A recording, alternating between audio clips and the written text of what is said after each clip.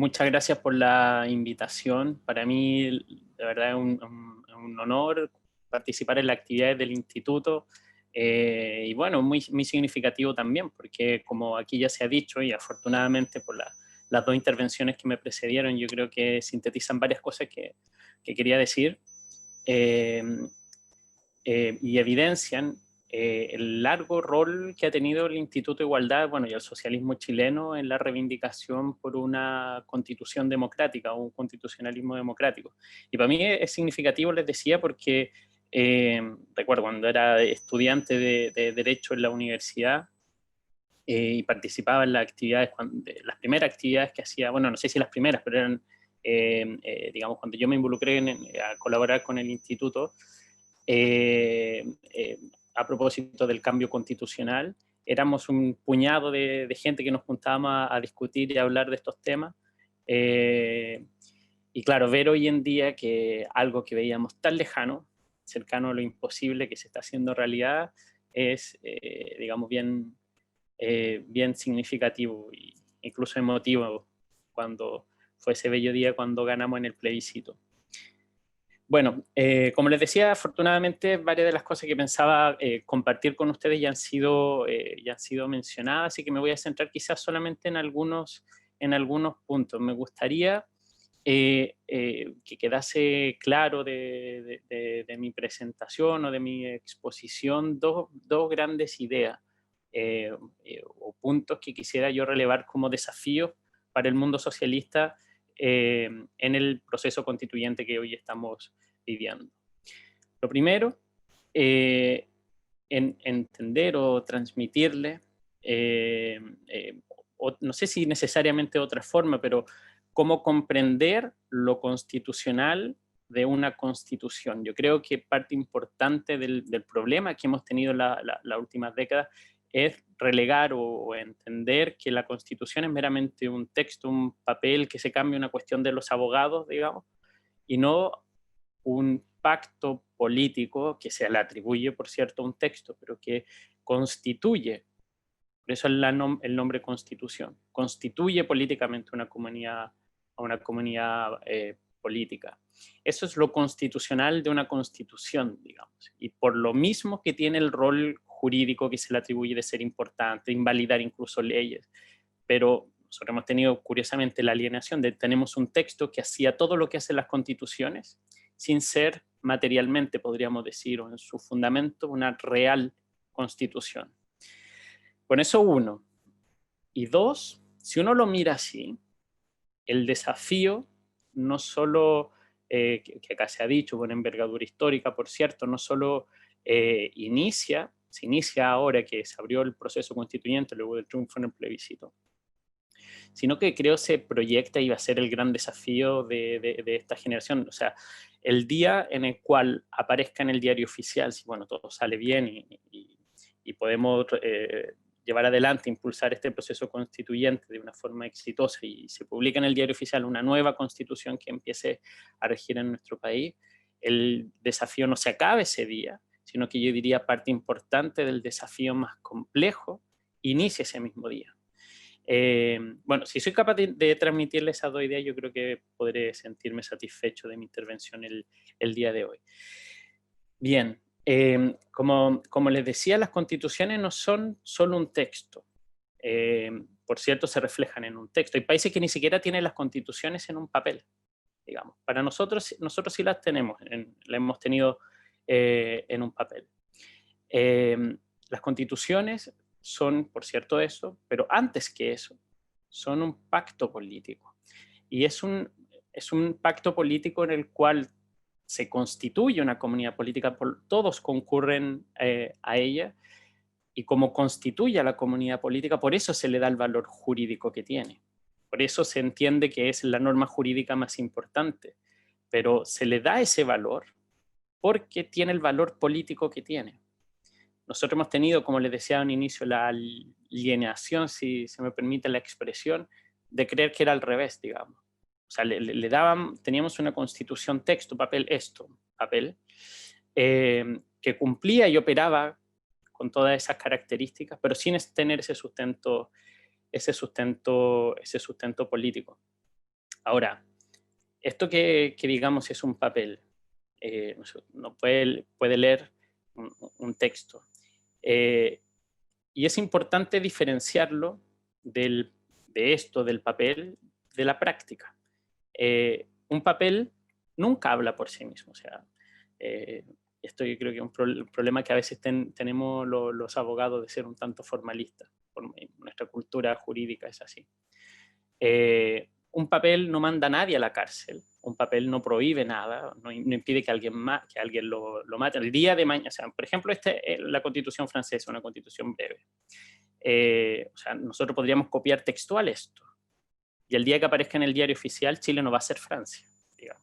O podríamos copiar, no sé, escogemos otro país que nos guste a nosotros, podríamos transcribirlo textual, y el día que aparezca en el diario oficial, Chile no va a ser otro país. Podríamos poner en la propia Constitución, por ejemplo, como dice esta, la ley favorece el igual acceso de mujeres y hombres a los mandatos políticos. Chile podría copiar textualmente esto, pero el día que aparezca en el diario oficial no va a haber igualdad en la participación política entre hombres y mujeres, solo por el hecho de aparecer en el diario oficial.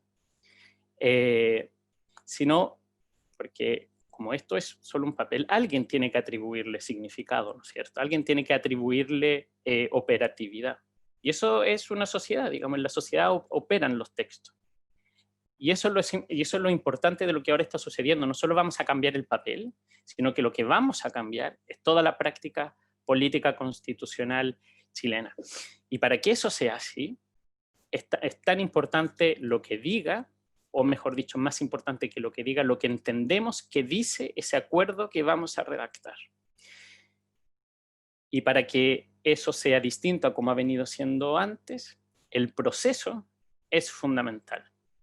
Porque como nosotros lleguemos a entender que ese nuevo texto que vamos a redactar dice determinadas cosas, dependerá evidentemente de quienes participen en ese proceso. Y eso es así porque, a ver, no sé que aquí hay gente de distintas disciplinas y eso es lo que enriquece estos espacios de reflexión. Cuando ustedes, por ejemplo, leen El Quijote en el colegio, ¿qué es lo que es El Quijote? Bueno, es una gran obra literaria, hito en la literatura universal. ¿Pero qué es El Quijote? ¿Es lo que quiso Cervantes escribir en esa obra? ¿Lo que lee usted como lector del Quijote digamos, en el colegio o en su casa cuando lo quiere repasar? ¿Qué es lo que es El Quijote? ¿O hay algo en sí que está dentro de ese texto del Quijote que sería como la gran obra? Ese es el problema del texto y curiosamente los teóricos de la literatura lo entienden mucho mejor que los abogados, porque los abogados al final del día hacemos lo mismo, trabajamos con texto, claro, no tan divertido, significativo quizás como el Quijote, pero trabajamos con textos.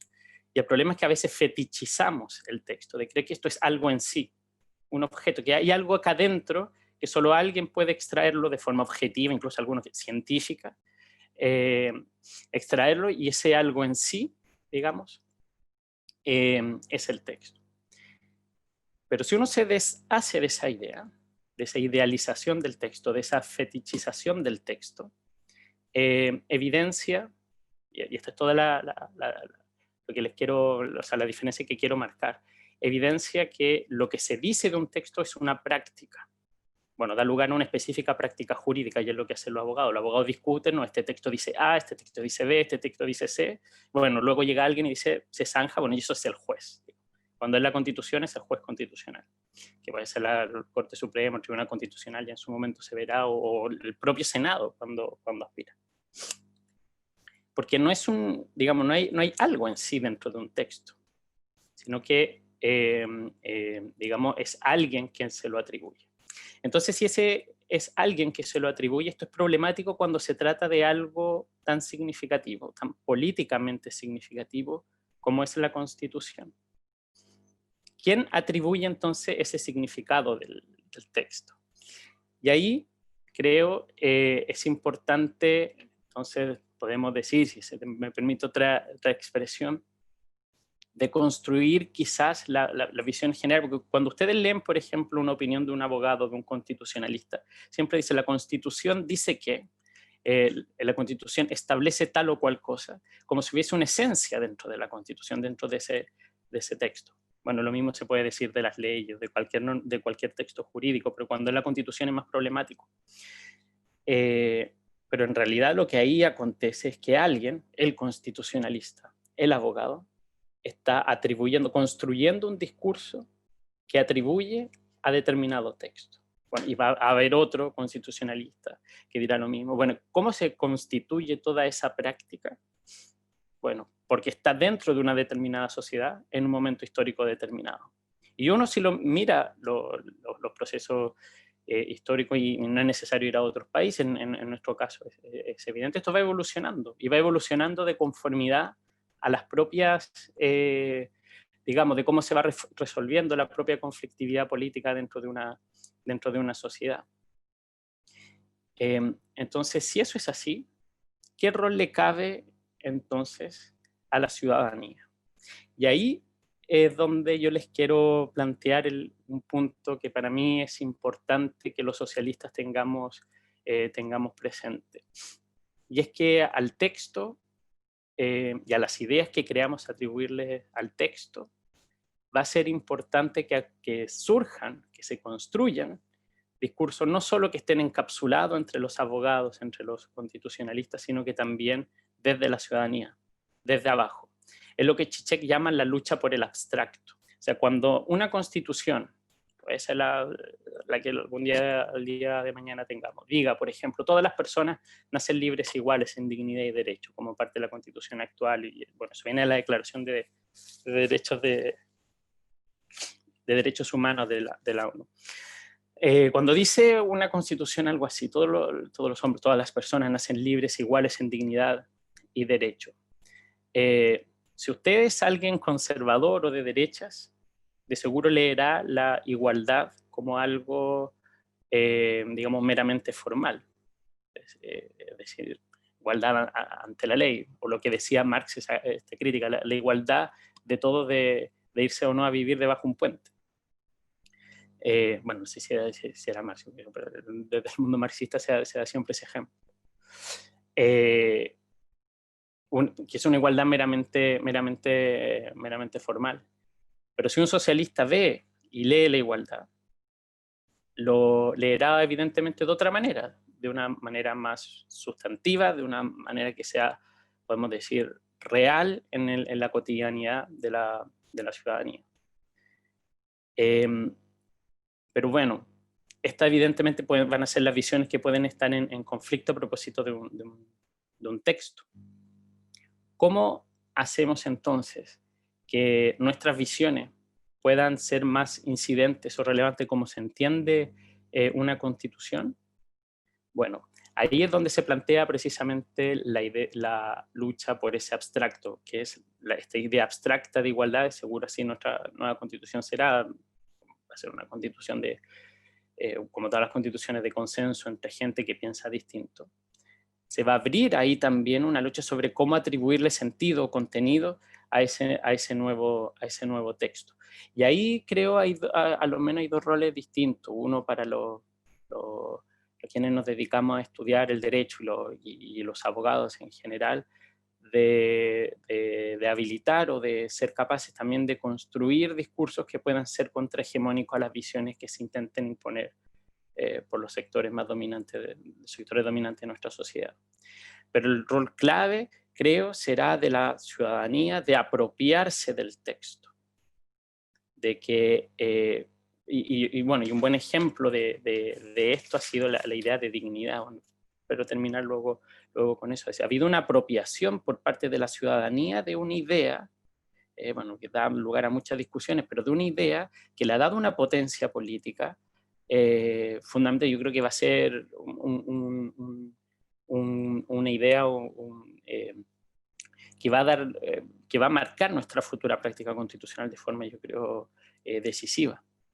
Pues bien, si eso es así, pues claro, los abogados tendrán su rol si uno quiere ponerlo en términos términos gramscianos, podríamos decir. Claro, mientras están los juristas, que serán los intelectuales orgánicos de la derecha, que traducirán sus pretensiones políticas para intentarse apropiar del texto de manera tal de que sea funcional al statu quo para impedir los cambios.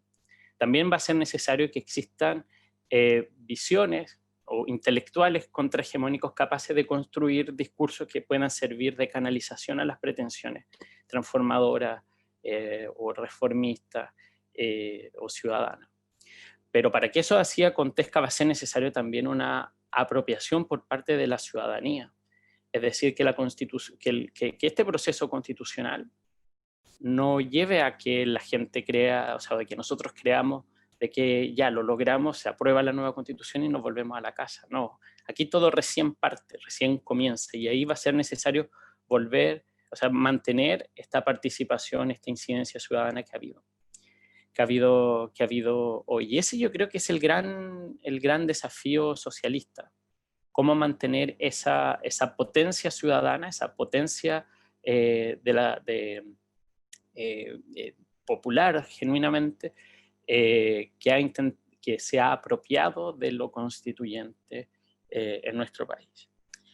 Entonces, mantener esa apropiación popular, esa apropiación ciudadana, es el gran desafío de los socialistas. ¿Y eso cómo se hace? Bueno, manteniendo la organización, manteniendo la manifestación como acción política y como herramienta también de interpretación constitucional, de mantener apropiado el texto por parte de la mayoría ciudadana. Eso yo creo que es uno de los grandes desafíos de nosotros como socialistas a lo que viene. Y eso significa, en concreto, creo, profundizar nuestra democracia. Ya no podemos entender que la democracia se reduce a votar cada cierto periodo de tiempo. La ciudadanía es mucho más que eso, y cambiar quizás hacia un paradigma de una democracia permanente, que se ejerce de forma permanente y en distintos espacios. Democracia, y no solo en lo político, también en lo económico, en la empresa, en la casa, digamos, democratizar radical y profundamente nuestra sociedad. Esa es la forma, creo, para que podamos mantener esta apropiación popular, ciudadana, mayoritaria de lo constitucional, y que no se desactive y no se pierda. Ahora, una de las características, y con esto yo ya voy terminando por lo que quería decir, una de las características interesantes y muy valiosas de nuestro movimiento, y a propósito de uno de los fenómenos que comentaba el presidente del Partido Socialista, el senador Elizalde, una de las características interesantes del movimiento social chileno es que no ha sido ni un movimiento racista, ni contra minorías históricamente desplazadas o discriminadas, sino que al contrario ha sido un movimiento inclusivo, de reivindicación, de dar un espacio a muchas voces que históricamente han sido silenciadas. Y así hemos visto, y es algo que emociona y enriquece el carácter democrático del movimiento, la gran organización feminista de las disidencias sexuales, del movimiento indigenista, que ha sido parte también de todo este movimiento. Hay, podríamos decir, una gran diversidad, que es la diversidad que Chile siempre ha tenido, pero que ha sido excluida de lo constitucional hasta ahora, y que ha buscado plasmarse también en lo constituyente. Y eso es una cosa muy valiosa, creo, pero también tiene un riesgo. Bueno, el gran valor que tiene, evidentemente, es su carácter radicalmente democrático, porque incluye, como les decía, voces que históricamente han sido excluidas. Pero tiene un desafío, creo. Como les comentaban, tenemos una sociedad, un medio. Pocos países venden las leyes en la calle, así como acontece en Chile.